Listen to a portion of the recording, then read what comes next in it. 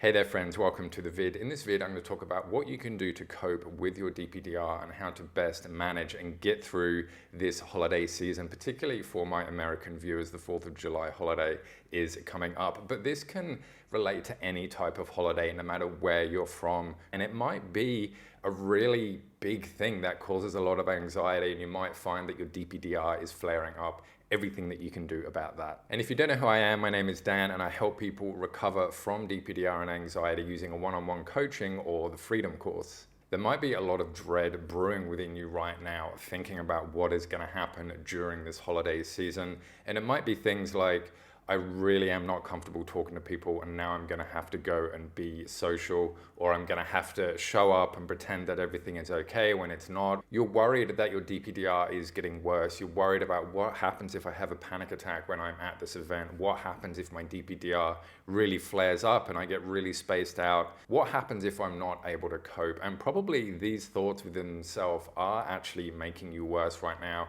And that's very understandable. The first thing that you can do to help yourself through this is to remind yourself of the things that you have control over, because often that is a huge source of anxiety when we think we have control over something, but really we only can influence it. The first thing that you can control is your response to these thoughts that are coming up, which are causing your anxiety.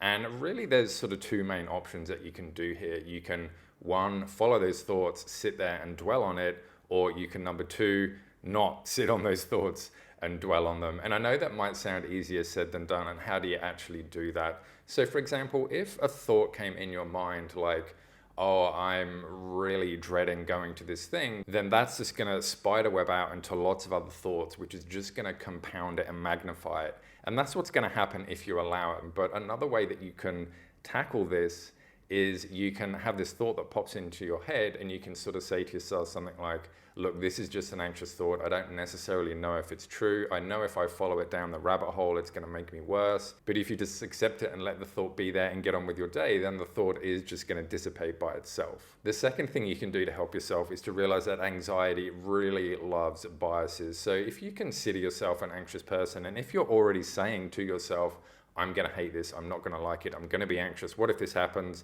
and all those other types of things, then when you are at these events and these gatherings and celebrating, then you're going to be looking for everything that's wrong. You're going to be constantly checking in with yourself to see, oh, am I feeling this? Oh, there's a little bit of this happening. Oh, am I getting nervous now? Am I normal?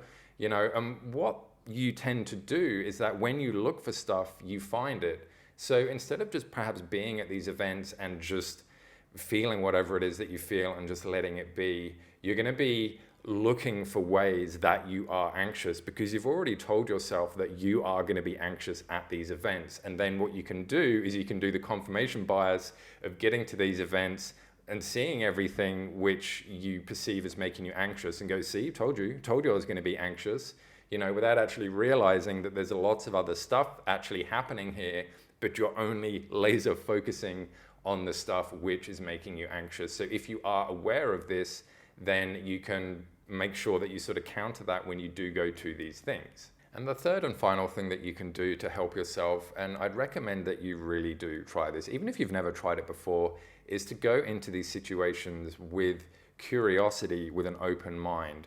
So what I mean by that is sort of like countering the negative with more neutral or positive stuff. And I'm certainly not saying just think positive. If we could all just think positive and just be happy, everybody would just be happy and positive the whole time.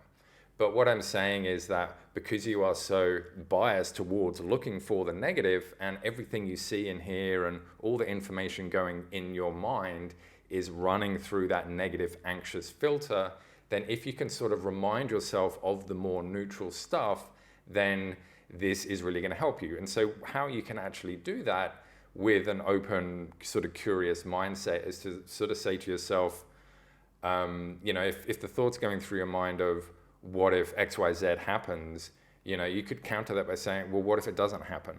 Or what if XYZ happens? That's okay. I'll be able to cope with it and deal with it in the moment. Or why don't I just go to this event and just see what happens? Maybe I'll love it. Maybe I'll actually have a really good time.